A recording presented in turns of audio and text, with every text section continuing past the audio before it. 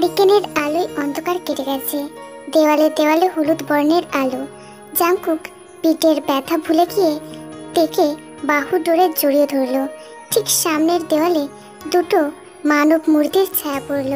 দুটো দেহের সাথে দুটো স্বচ্ছ হৃদয়ের আলিঙ্গন কালো ছায়ায় ভেসে উঠেছে।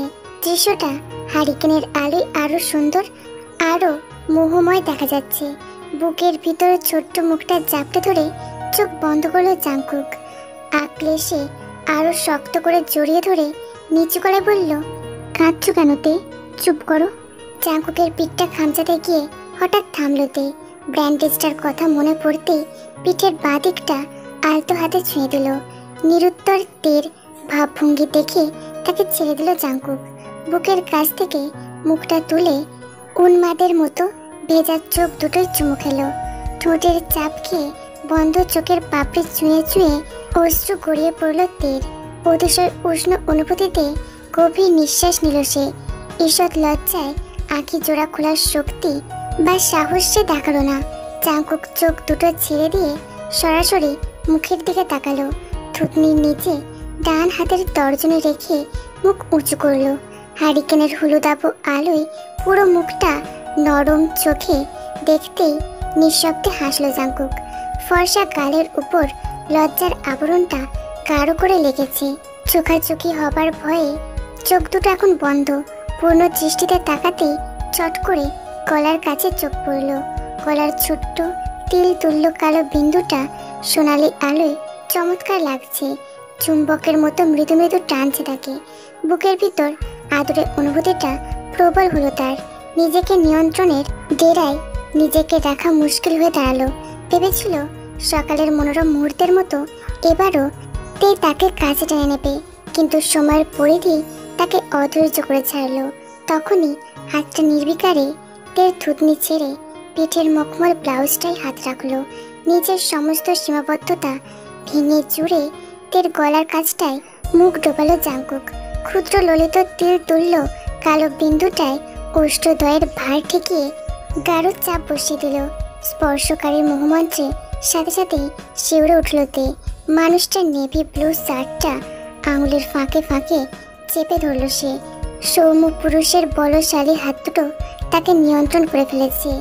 বিমুগ্ধ স্পর্শ, কাঁপা কাঁপা অনুভূতি, মনের ভিতর উদ্ধার ঢেউয়ের ধুকপুকুনি সবটাই তাকে নিস্তেজ করে ফেলল।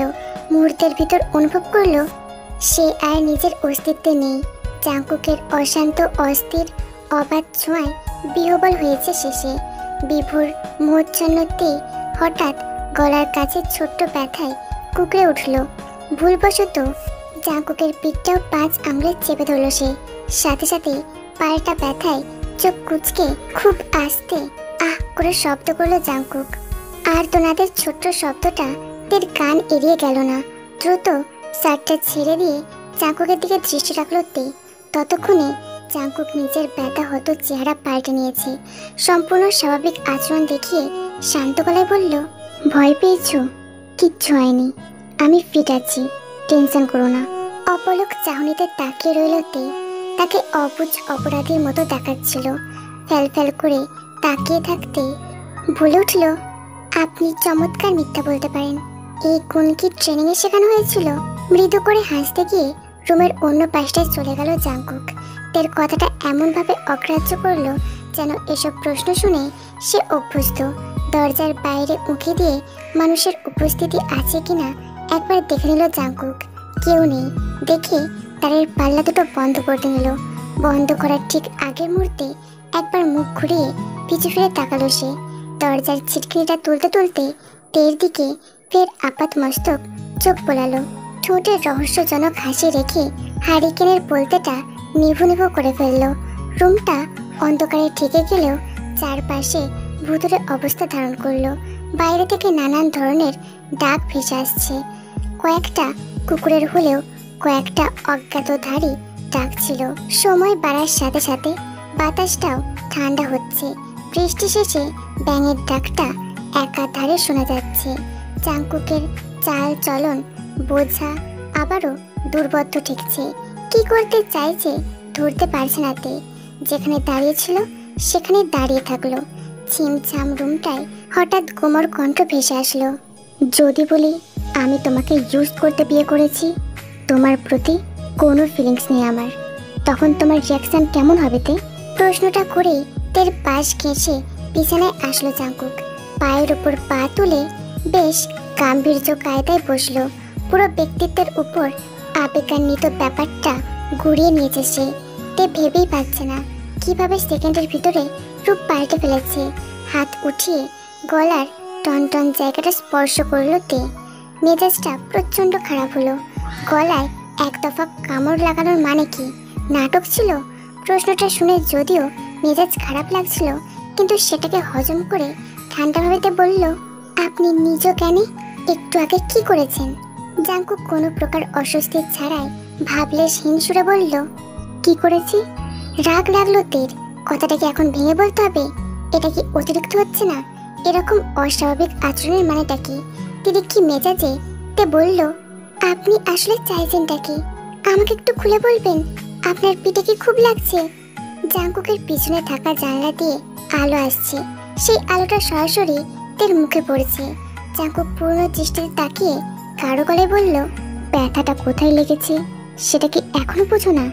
তে দুই ভুরু কুঁচকে প্রশ্ন করলো, আপনি কি হেয়ালি ছেড়ে কথা বলতে পারেন না?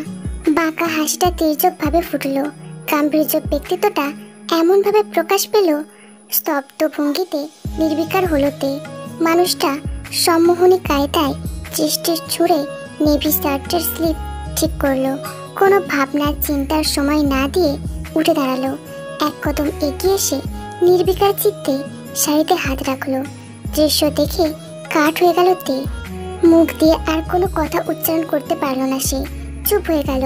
আঁচলটা ডান হাতে পেঁচিয়ে জোরে টান দিতে শক্ত বুকের উপর ছিটকে পড়ল তে। কড়া পারফিউমের সুগন্ধটা আবারও শ্বাস টেনে অনুভব করল সে। তার পঞ্চেন্দ্রিয় টের পাচ্ছে জন জাঙ্কুক থেমে নেই, আজ একটুও থেমে নেই। আধো অন্ধকারে পেঁয়াজের খোসা ছাড়ানোর মতো শাড়ি মুক্ত করে ফেলেছে। বারবার ঢুক গেলে লজ্জার পরিধিটা সামাল দিচ্ছে তে।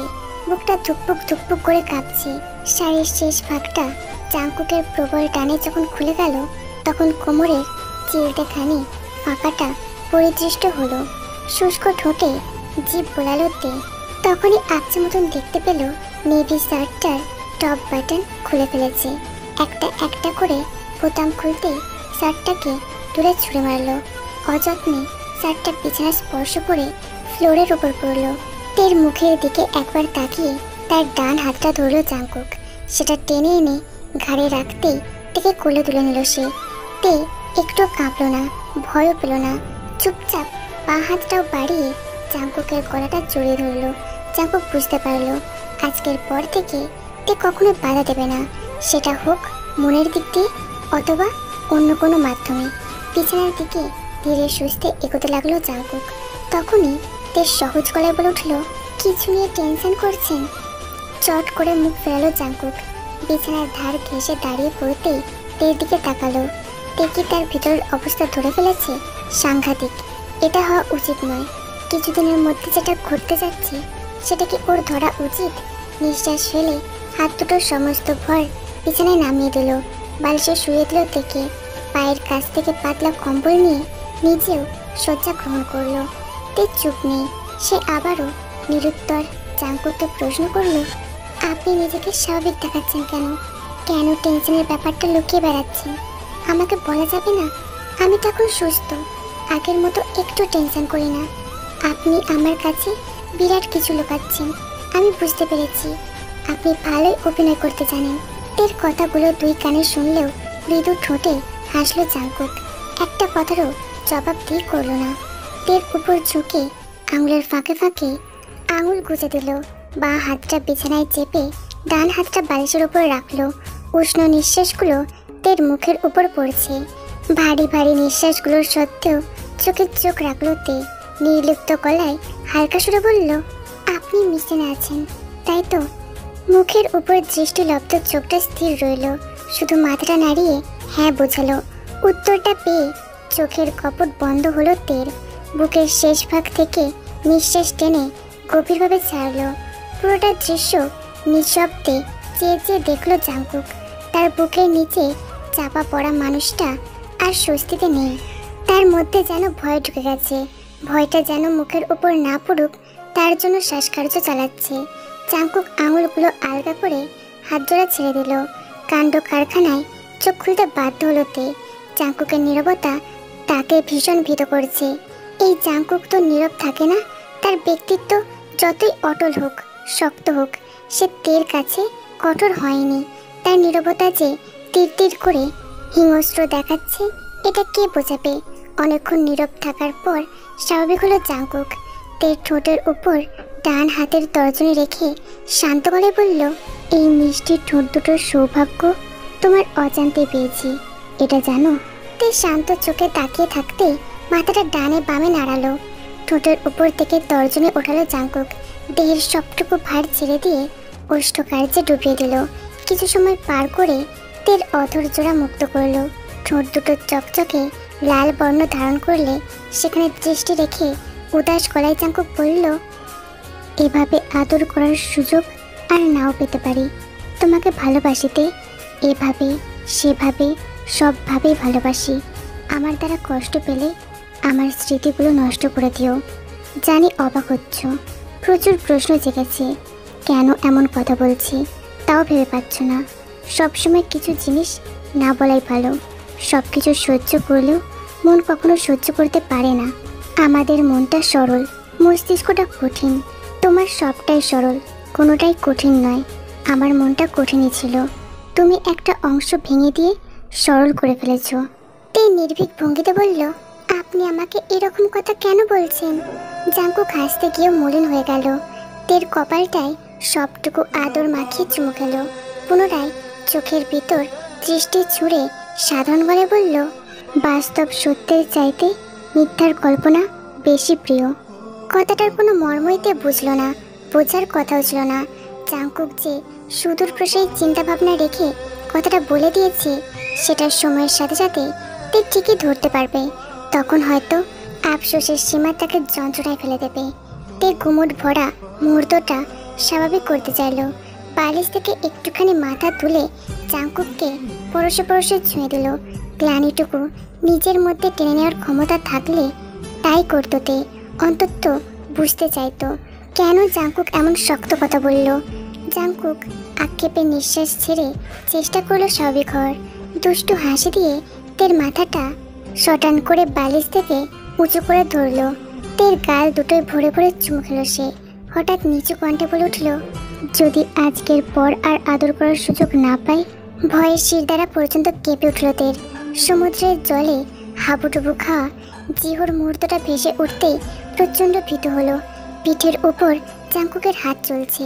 মখমলের ফিতাটা নির্ঝঞ্ঝায় খুলে ফেলেছে জাংকুক। পুনরায় বালিশে তের মাথা রেখে দিল। তে ভয়জনিত ব্যাপারটা তুচ্ছ করতে পারল না। তৎক্ষণাৎ প্রশ্ন করল, কেন পারবেন না? আপনি এমন আজগুবি কথা কেন বলছেন? আপনি আপনি তো আজ কঠিন সত্যটা আর জাংকুক বলতে পারল না। তের নাকটায় চুমু খেয়ে নির্বিকার ভঙ্গিতে বলল, যদি এই মিশনে আমি শেষ হয়ে যাই, আমি তো আর কোনোদিনও ফিরব না। বাকরুদ্ধ হয়ে কয়েক সেকেন্ড তাকিয়ে রইল তে। কিসের মিশন? কিসের শেষ? এই মিশন কেন ওদের সুন্দর মুহূর্তগুলো ঢুকে পড়ল? এই যে জাংকুক বহুদিন পর তার কাছে সবটুকু ভালোবাসা নিয়ে হাজির হয়েছে, আদরে আদরে এক পরিপূর্ণ বন্ধনে আহ্বান জানিয়েছে, সেখানে এই মিশন শব্দটা ছুরির মতো ধারালো শোনালো। এই শব্দটা যেন কান দুটো ছিঁড়ে ছিঁড়ে রক্তাক্ত করে দিল। আকস্মিকভাবে চোখ বন্ধ করে নাক ফুলালো তে। দুই চোখের কোল ঘেঁষে নোনা জল গড়িয়ে এলো। কেন জানি বুকের ভিতর অশনি আভাসের কু ডাকছে। রাত প্রায় 4টার ঘর পেরিয়েছে। সবকিছু নির্জনতায় তলিয়ে আছে। গ্রাম্য কুকুরের ডাক ছাড়া তেমন কোনো সারা শব্দ নেই। রুমের ভিতরটা ঘুটঘুটে অন্ধকার। চোখের সামনে তিল পরিমাণ আলো নেই। তবুও বিড়াল চক্ষুর মতো সব দেখতে পাচ্ছে বড় বউ। তার মাঝে মাঝে মনে হয় তার চোখ দুটো সম্ভবত অদ্ভুত জিনিস। এমন কিছু এই চোখ দুটো দিয়ে দেখেছে যা সাধারণ ব্যক্তি দেখেনি। একটা পৈশাচিক মানুষকে নানানভাবে রদ বদল করতে দেখেছে। কিভাবে নিষ্পাপ হাসি দিয়ে ভিতরের জানব শয়তানটাকে মানুষের আড়ালে রাখে সেটা আশ্চর্যের বিষয়। এই বাড়িতে বউ হিসেবে আসার পর যেসব শব্দ বাণীর শিকার হয়েছে সেটা শুধু বাড়ির দেওয়ালগুলোই জানে, বাইরের বা উঠানের গাছও বুঝি এতটা জানে না। কিন্তু এবার যেন উৎসাহের বীজটা অঙ্কুরিত হচ্ছে। খুব শীঘ্রই সে হেস্তনেস্ত অবস্থার চূড়ান্ত সময় ঘনাবে, এই নিয়ে আর দ্বিধা নেই। ঠিক এই দিনটার জন্য অপেক্ষায় তিনি যুগের পর যুগ এ বাড়িতে কাটিয়েছেন। শুধু ভয়ের জন্য মুখ খোলেননি।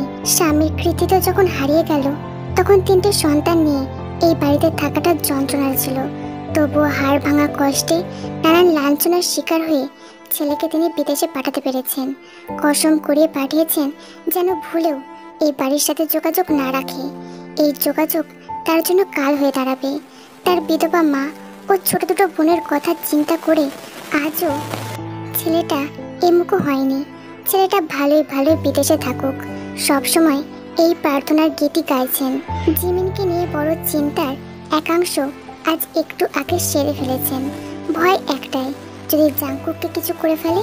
ছেলেটা তাদের জীবনের শুধু রহস্য ভাঙতে আসেনি, যুগ যুগ ধরে চলতে থাকা নিকৃষ্ট নিয়মকেও ভস্ম করতে এসেছে। তার ভিতরকার চরিত্র, অভ্যাস, বাইরের আবরণটা আপনজনের কাছে নরম, কিন্তু এই ছেলের মধ্যে যেই আগুনের তেজ বিদ্যমান সেটা চাহনির মাঝে দৃশ্যমান। কেউ হয়তো চিন্তাও করতে পারছে না জন জাংকুক ছেলেটা কি পরিকল্পনা এসেছে। রঞ্জন তার মেয়ের জামাইকে সরল ভাবলেও আজ বড় বউয়ের কথায় চরম বিস্মিত হয়েছে। কথাগুলো শুনে বেচারির মুখটা হা হয়ে গেছে। স্বাভাবিক হতে অনেকটা সময় লেগেছে, কিন্তু ভয়টা বোধহয় তের জন্য পেয়েছিল। কেউ আগ বাড়িয়ে ফুরন্ত কড়াইয়ে ঝাঁপাবে না। সেখানে নিজ গর্ভের সন্তান বিপদের মুখে দাঁড়িয়ে আছে। সামান্য একটা ধাক্কা দিলেই বিধবার ঘাতে পড়ে যাবে। এই ঘাট থেকে ওঠানোর কোনো রাস্তা নেই, সাহস দেওয়ার কেউ নেই। গুনে গুনে আর বোধহয় একটা দিনে আছে। ভোরের আলো ফুটলেই রাত পর্যন্ত শেষ সময়। এরপরেই বোধহয় কাজে নামবে সে। কথার ধরনে সবটা বেফাস করেনি জাংকুক। খুবই চালাকির সাথে এটা বুঝিয়ে দিয়েছে সবাইকে বাড়ি থেকে অন্যত্র যেতে।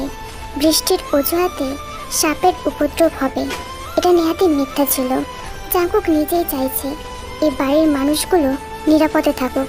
হয়তো এতক্ষণে পুরো গ্রাম ঘিরে ফেলেছে। অস্ত্র শস্ত্র সজ্জিত দলবলগুলো ছদ্মবেশে ঢুকেছে নাকি নিজেদের বেশেই ঢুকেছে এ নিয়ে চিন্তা হচ্ছে। আর যাই করুক, খেটে খাওয়া মানুষগুলো যেন নিরাপদে থাকুক। তারা তো জানেই না এখানে কেউ সাধু সেজে লোক নজরে মহান সেজে বসে আছে। ঘড়িতে এখন কয়টা বাজে? 4টা নাকি 4:30? সময়টা কেন জানি কাটতে চাইছে না। হালকা ঝিরিঝিরি বৃষ্টি নেমেছে। ভোরের আলো ফুটতে এখনো ঢের বাকি। জানলাটা বন্ধ করতে গিয়েও বন্ধ করলো না তে। বৃষ্টির সাথে যেই হাওয়াটা আসছে সেটা খুবই প্রাণোচ্ছল। কম্বলটা টেনে এবার কান পর্যন্ত ঢেকে দিল। মানুষটা কি সুন্দর করে ঘুমাচ্ছে। এমন ঘুম কাতুরে মুখটা দেখে ক্লান্তি লাগে না তার, শান্তি লাগে। জানলা দিয়ে যেটুকু হাওয়া আসছে সেটা তার কপালের চুলগুলো থেমে থেমে উড়িয়ে দিচ্ছে। কপালে হাত রেখে অবাধ্য চুলগুলোকে পিছনে ঠেলে দিল। তের ডান হাতটা এখনো তার মুঠোর ভিতর, অন্য হাতটা থেকে জড়িয়ে ধরে ঘুমাচ্ছে। বুকের উপর মাথা রেখে গভীর ঘুম দিচ্ছে সে। জাংকুক অমন ভয়ঙ্কর কথাগুলো কেন বলেছে? কেন বলল? কষ্ট পেলে স্মৃতিগুলো নষ্ট করতে? মানুষ কি হাজার কষ্ট পেলেও স্মৃতি নষ্ট করে? এমন বোকামি করার সাহস কারোর বুকে আছে? হঠাৎ এমন চিন্তার ভিতর ছেদ করে চাপা রিংটনটা বাজছে। শব্দটা কোথা থেকে হচ্ছে সেটা খোঁজ করতে বালিশে নিচে হাত ঢোকালোতে বেশ বেগ খাটিয়ে ফোনটা টেনে আনলো। দেখেই বুঝতে পারলো এটা সদ্য কেনা নতুন ফোনটা, কিন্তু স্ক্রিনে ভেসে ওঠা কলটা ঠিক আননোন নাম্বার দেখে রিসিভ করলো না তে। তার উপর এটা জাংকুকের ফোন। কিছুক্ষণ অপেক্ষা করতেই কলটা কেটে মেসেজ আসলো। তে যেই ফোনটা রেখে দিতে নিচ্ছিল তখন মেসেজ দেখে থেমে গেল। যদিও অনুমতি ছাড়া মেসেজ চেক করা ঠিক না, কিন্তু জাংকুকের অনুমতির জন্য অপেক্ষা করতে মন চাইল না। তে নিজে থেকে মেসেজটা ওপেন করে সেটা পড়তে শুরু করলো। ঠোঁট নাড়িয়ে পড়তে পড়তেই বিস্ফোরিত চাহনিতে থেমে গেল সে। ঠোঁট দুটো অস্বাভাবিক হয়ে থামতেই হাঁ হয়ে গেল। Jungkook sir, your driver is dead. শাড়িটা পেঁচে আকাশের দিকে তাকালোতে টুপটুপ করে চুল থেকে জল পড়ছে। তার উদাস দৃষ্টি দুটো মলিন আকাশে নিবদ্ধ। বাইরের আবহাওয়া আজ গুমটপূর্ণ। চারধার কেমন ভুতুরে ভঙ্গিতে নিঃশব্দ হয়ে আছে, যেন ভয়ঙ্কর কিছু ধেয়ে আসার জন্য পূর্ব প্রস্তুতি চালাচ্ছে। পুরো নীল আকাশটা কালো রঙে আক্রান্ত, যেন বিশাল বিশাল কালো মেঘেরা দিনের আলোটা গোগ্রাসে গিলে ফেলেছে। কোথাও কোনো আলো নেই। সন্ধ্যা নামার মুহূর্তের মতো সময় থমকে আছে। একটু আগে স্নান করে রুমে ফিরেছে তে। সকাল প্রায় 7টা বাজলেও বৈরী আবহাওয়ার জন্য বোঝা যাচ্ছে না জাংকুক রুমে নেই। সে পরিপাটি হয়ে নাস্তার আসরে চলে গেছে। নিজের ড্রাইভারের মৃত্যু সংবাদ শুনেও ভরকায়নি লোকটা। এত শক্ত মানুষ দেখেনি তে। মানুষ এত কঠিন হয় কিভাবে হয়? নিজের ছোট ভাই যেদিন মারা গেল সেদিনও তাকে ভরকাতে দেখেনি। চুপচাপ দাফন কার্য শেষ করে ফিল্ডে ফিরে গেছে, যেন মামুলি ঘটনায় উত্তেজিত হতে নেই। পিঠের ব্যান্ডেজটা খুলে দিলেও ক্ষতের মুখটা এখনো লাল হয়ে আছে। পুরো জায়গাটা উঁচু স্তম্ভের মতো ফুলে আছে। যন্ত্রণাদায়ক ব্যথাটা হয়তো এখনো সহ্য করছে সে, কিন্তু চেহারা দেখলে কেউ বিশ্বাস করতে চাইবে না। হাসি দিয়ে কথা বলাটা তার অদ্ভুত গুণ। পুরো অদ্যম ব্যক্তিটা হাসির মধ্যেই লুকায়িত। জাংকুক কিসের মিশনে এসেছে এ ব্যাপারে কিছুই জানায়নি। গত রাতটা ছিল সুন্দর। জাংকুকের ছোঁয়া, মায়ায় সময়ের গণ্ডি কিভাবে পেরিয়ে গেছে জানা নেই। তে শুধু এটুকুই জানে, মানুষটা তাকে প্রচণ্ড ভালোবাসে। হয়তো সেটা পাগলের মতোই, নয়তো ঘুমের ঘুরেও বিড়বিড় করে ভালোবাসি। যদি তার না হতো এই শব্দটা উচ্চারণ করতো না সে। দরজায় ঠকঠক শব্দ হলে ধ্যান ভাঙে তের। আকাশ থেকে দৃষ্টি সরিয়ে পিছু ফিরে তাকালো সে। দরজার কাছে নীল শাড়িতে দাঁড়িয়ে আছে জেনি। চোখ শক্ত, মুখ গম্ভীর। তে সৌজন্যতা দেখিয়ে রুমে আসতে বলল জেনিকে। জেনি দেমাকি ভঙ্গিতে রুমে ঢুকলো। অহংকারে পা মাটিতে পড়ে না এমন কাণ্ড। তের সামনে এসে শক্ত চোখে বলল, এই এখান থেকে ফুটবি কবে? বেহায়ার মতো এত দিন ধরে বাপের বাড়ি পড়ে আছিস, লজ্জা করে না? আমারই তো তোর ঘটনা দেখে লজ্জা করছে। বর নিয়ে এখানে সংসার পাতবি, যাবি না? আশ্চর্য হয়ে গেল তে। ভুরু কুচকে শান্তভাবে জবাব দিল, আমার থাকাটাকে নিয়ে সমস্যা হচ্ছে কেন? আমি তো কোনো ঝামেলা সৃষ্টি করছি না। জেনি দাঁত কটমট করে চোখ পাকিয়ে তাকালো। ফর্সা গালে ঠাস করে চড় লাগাতে ইচ্ছে করছে।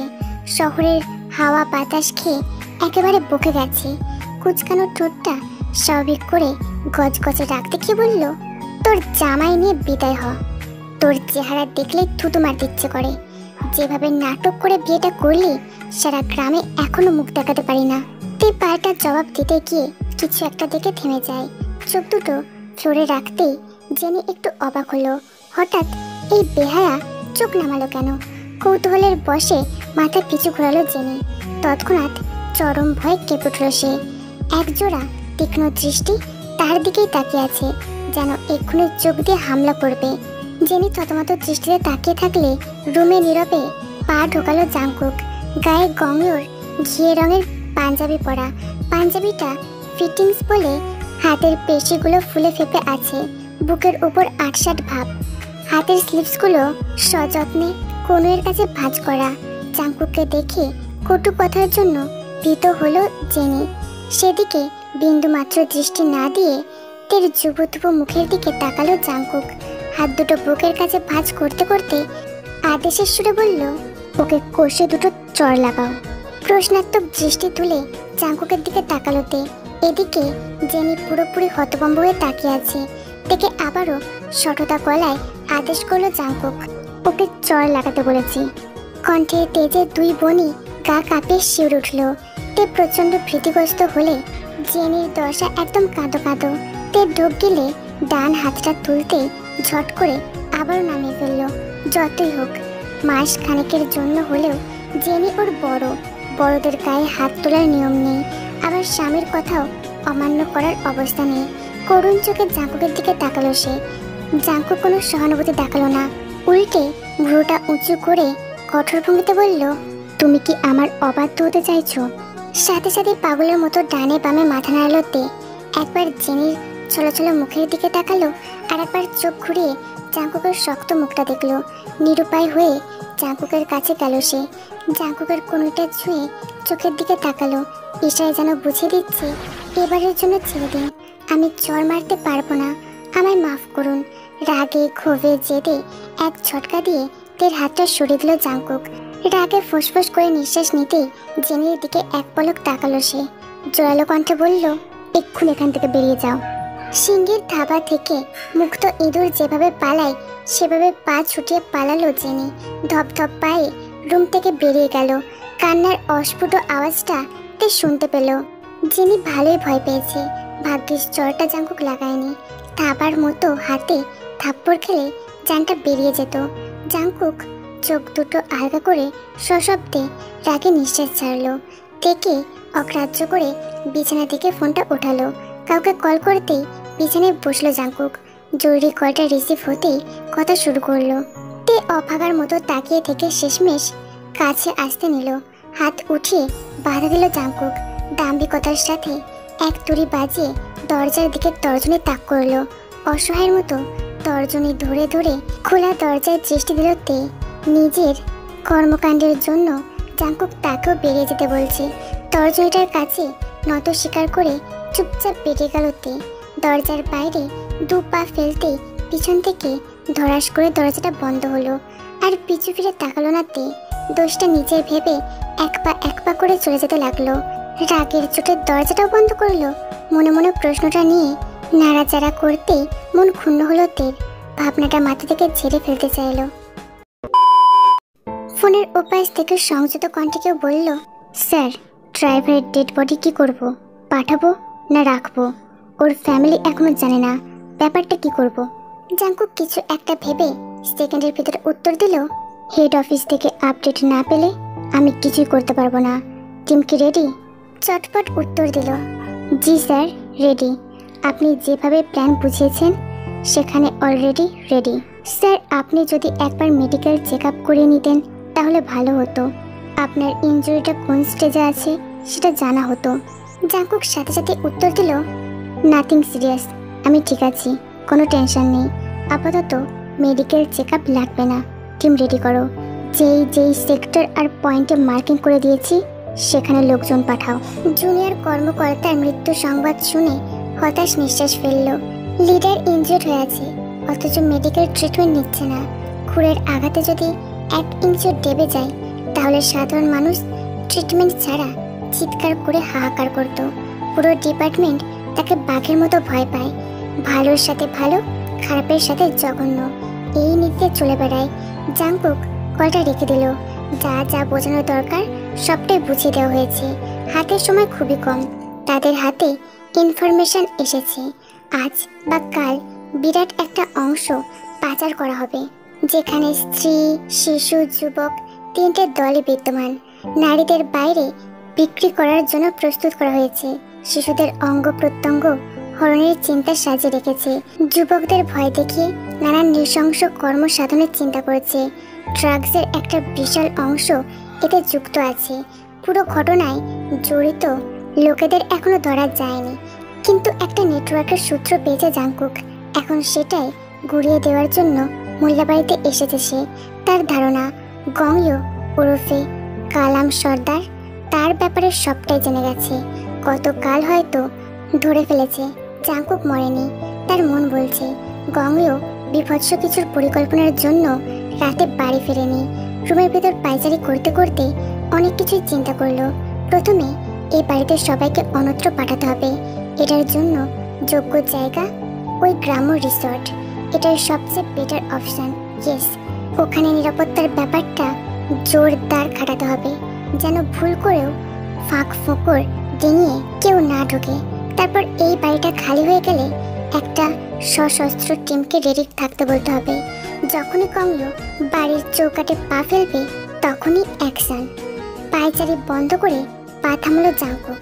চোখ বন্ধ করে গভীর নিঃশ্বাস ছাড়লো। আজকের এই অপারেশন খুব স্মার্টলি হ্যান্ডেল করতে হবে। একটু অসতর্কতা এখানে কাম্য না। শরীরটা ফিট না হলেও মাইন্ড পুরোপুরি অ্যাক্টিভ আছে। দীর্ঘদিনের ফেরারির জিপ এবার মুঠোর মধ্যে এসে যাবে। ভাবতে গেলেই কাটা উত্তেজনায় ফেটে পড়েছে।